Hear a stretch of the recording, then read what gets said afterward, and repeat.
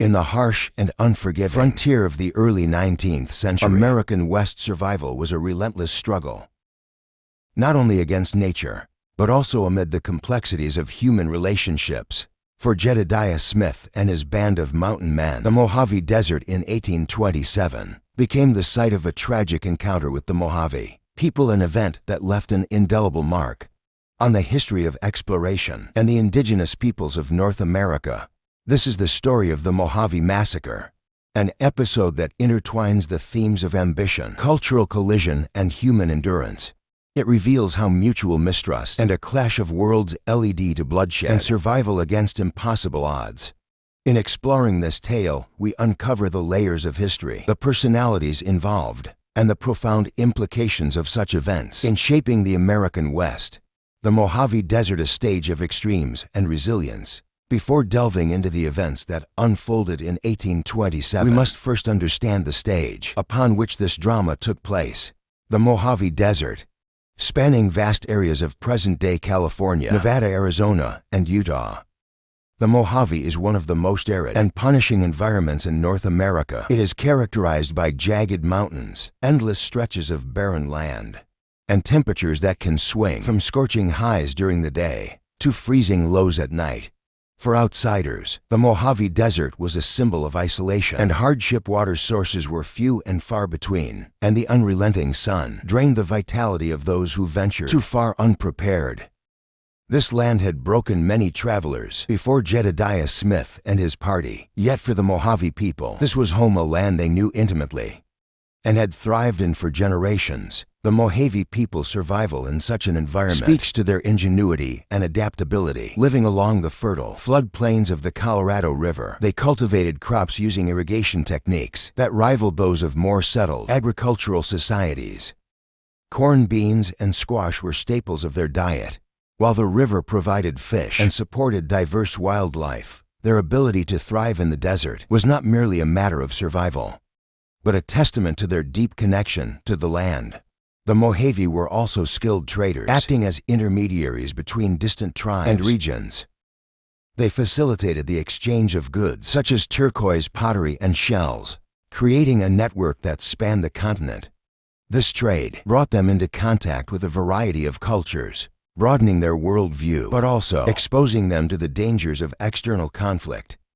A relentless explorer with an iron will, Jedediah Strong Smith was not the typical figure of the American frontier. Born in 1799 in Bainbridge, New York, Smith grew up in a devoutly religious household. His faith was a defining aspect of his character, guiding his decisions and endowing him with a sense of purpose that transcended mere survival or material gain. Unlike many of his contemporaries, Smith was not driven by reckless greed or a thirst for violence. Instead, he pursued exploration with a methodical determination, seeking to map uncharted territories and forge peaceful relationships with the indigenous peoples he encountered.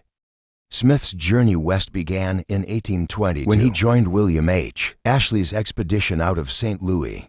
Over the years, he became one of the most respected and successful mountain men of his time. He was known for his resourcefulness, his ability to adapt to extreme conditions, and his respect for the cultures he encountered. Yet as much as he sought peaceful coexistence, Smith was also a product of his time, an era defined by the encroachment of settlers and trappers onto native lands, often with devastating consequences. By 1826, Smith had already achieved several significant milestones. He became the first American to cross the Sierra Nevada, opening a path to California. His explorations through the Great Basin and the Rocky Mountains laid the groundwork for future westward expansion. But with these achievements came great risks. Smith's travels brought him into contact with tribes who viewed him with suspicion, if not outright hostility, and his survival often depended on his ability to navigate these tense encounters. First contact. The Mojavian Smith in 1826. Smith's first encounter with the Mojavian people in 1826 was marked by a spirit of mutual aid. His party, exhausted and on the brink of collapse after crossing the desert, arrived at a Mojave settlement along the Colorado River. The Mojave, known for their hospitality, provided the travelers with food, water, and shelter. This act of generosity likely saved Smith and his men from certain death. For the Mojave, aiding Smith's party was in keeping with their values and their role as intermediaries in the region. They had a long tradition of hospitality toward travelers, recognizing that mutual aid was essential for survival in such a harsh environment. In turn, Smith treated the Mojave with respect, understanding that their goodwill was crucial to his survival. This initial encounter set a hopeful tone, suggesting that peaceful coexistence was possible. Yet beneath this surface of cooperation, tensions simmered. Smith's presence in Mojave territory represented a new and unpredictable element in a landscape already shaped by conflict. The Mojave were no strangers to violence, having faced raids from neighboring tribes and incursions from Spanish and Mexican forces. While they extended their hospitality to Smith, they remained wary of the potential threat. He and his party represented the shadow of violence. The year between the fragile peace, established during Smith's first visit to the Mojave, was shattered by events that unfolded in his absence. In the year following his departure, another group of American trappers passed through Mojave territory. Unlike Smith, these men showed little regard for the indigenous people they encountered. They committed acts of brutality, killing several Mojave men and desecrating their bodies by hanging them from trees. These atrocities left deep scars on the Mojave community, fueling anger and mistrust toward all outsiders. The violence inflicted by the trappers was not an isolated incident, but part of a broader pattern of exploitation and abuse that defined the era for the Mojave. These acts were not just an affront to their sovereignty, but a desecration of their cultural values and a stark reminder of the dangers posed by outsiders. When Smith returned to Mojave territory in 1827, he was unaware of these events. To the Mojave, however, he and his party were indistinguishable from the trappers who had committed these atrocities.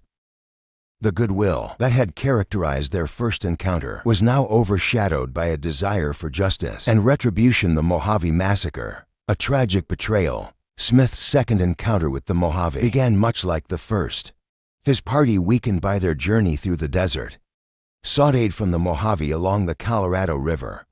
Initially, the Mojave appeared willing to help, providing food and water. However, they refused to part with their horses, a subtle but significant indication of their mistrust. As Smith's party prepared to cross the river, the tension in the air was palpable.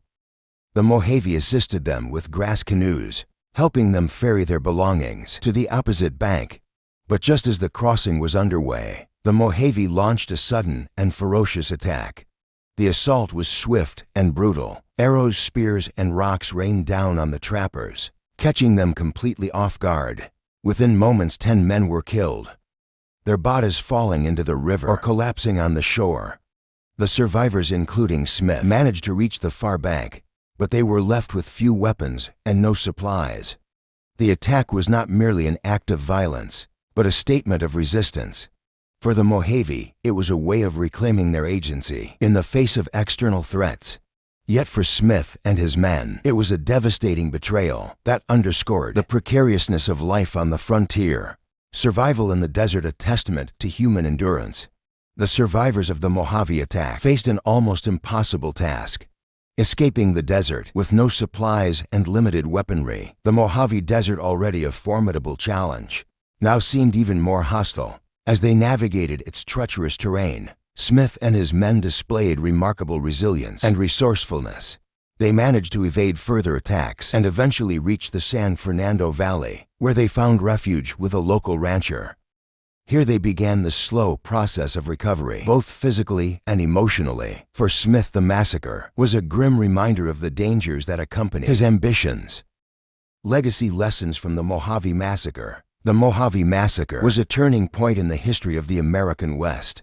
It highlighted the devastating consequences of cultural misunderstandings and the cycles of violence that often arose from them. It also underscored the resilience of both the indigenous peoples and the explorers who ventured into their lands. For Jedediah Smith, the massacre was one of many trials in a life defined by hardship and exploration. Though he survived this ordeal, his journey ultimately ended in tragedy when he was killed by Comanche warriors in 1831.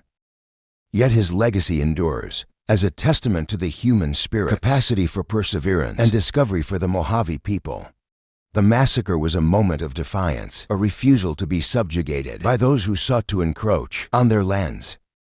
Their story, like Smith's, is one of resilience and survival, a reminder of the enduring strength of indigenous cultures.